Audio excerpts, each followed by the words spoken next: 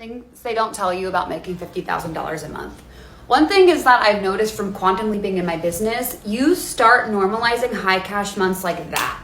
Like I was sitting on the porch here in Costa Rica with my boyfriend this morning and I was saying to him how just 2 years ago in 2020, I thought $5,000 a month was a lot. And now in 2022, I'm like, 50K months, I'm playing in the low ball game. Like I'm ready to go $500,000 months. Like it can be normalized pretty quickly. It's crazy what happens when you step into this new world of actually manifesting wealth, calling in clients, growing an online business. It's crazy.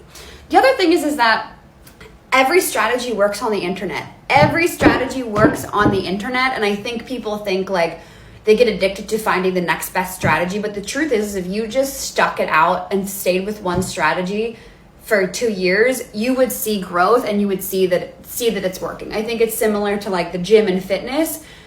It all works. It's just you got to do the work. And oh my God, there's literal monkeys outside of my window. Want to see them? Look. There was just a baby monkey. Where is it? There it is. You see it? Right there. What the heck is my life?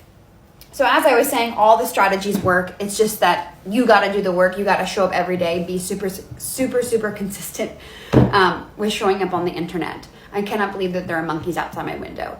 The third thing is that you really do have to be willing to think outside of the box. Most people are so limited and they think that building a business is easy.